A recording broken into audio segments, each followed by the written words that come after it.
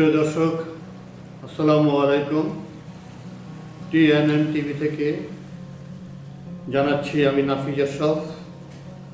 কোটা সংস্কার আন্দোলন নিয়ে সারা দেশের সাধারণ শিক্ষার্থীরা উত্তাল সমুদ্রের মতো গর্জে উঠেছে। তারা জীবন দিতেও দ্বিধাবোধ করছে না।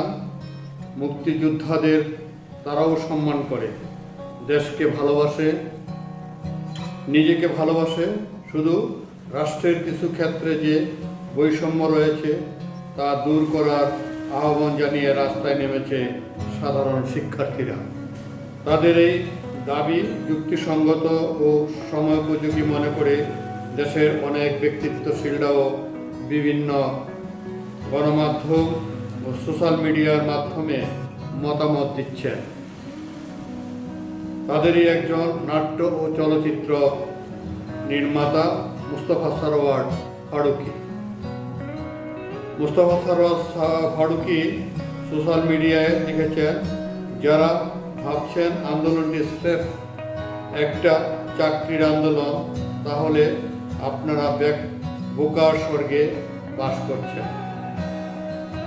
মুস্তফা সরোয়ার তার স্ট্যাটাসে বলেছেন, যারা ভাবছেন যে এই যে ছাত্রদের এই বিক্ষোভ, এই আন্দোলন স্রেফ একটি চাকরির জন্য, তাহলে আপনারা বোকার স্বর্গে বাস করছেন। 17 জুলাই নিজের ভেরিফাইড ফেসবুক পেজে তিনি জানিয়েছেন এই আন্দোলনকে তিনি কিভাবে দেখছেন। তিনি লিখেছেন, আপনারা এর সবগুলো স্লোগান খেয়াল করেন, দেখবেন এই আন্দোলন নাগরিকদের সমমর্যাদার জন্য।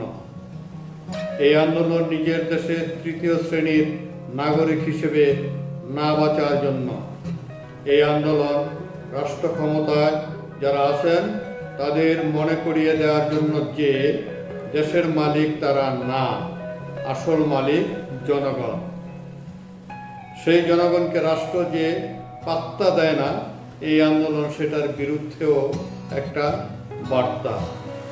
রাষ্ট্র জনগণকে কেন পাত্তা দেয় না, এই আন্দোলনকারীরা সেটাও বোঝে।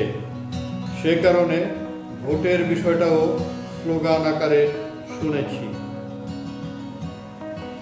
ফারুকী আরও বলেছেন, কোটা সংস্কার আন্দোলনে পুলিশের গুলিতে মারা যাওয়া আবু সাঈদের একটি সাদা কালো ছবি সহ তিনি এই আন্দোলনকে ভিন্ন দৃষ্টিতে দেখার ব্যাখ্যা দিয়েছেন। নিজের অবস্থান স্পষ্ট করে তিনি বলেছেন, এই যে এত লম্বা লেখাটা লিখলাম, এটা আসলে আমি লিখিনি, আমি মুখে বলেছি, একজন ট্রান্সক্রাইব করে দিয়েছে। যারা আমার শারীরিক অবস্থা সম্পর্কে জানেন তারা জানেন যে আমি শারীরিকভাবে এখনো পুরোপুরি সুস্থ না, ফলে আমার সোশ্যাল মিডিয়া ব্যবহার সীমিত। কোটা আন্দোলন নিয়ে আমি কিছুদিন আগে স্ট্যাটাস দিয়ে সরিয়ে ফেলেছি, কারণ একটা স্ট্যাটাস দিলে আমার মাথার মধ্যে উত্তেজনা তৈরি হয়, পরবর্তীতে আরেকটা লেখা লিখতে ইচ্ছে হয়, এবং লিখতে থাকলে যত বেশি এঙ্গেজড হই সেটা আমার শারীরিক অবস্থার জন্য ভালো না।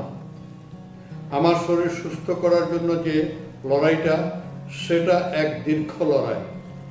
সেই লড়াইটা করার অনুমতি নিশ্চয়ই পেতে পারি।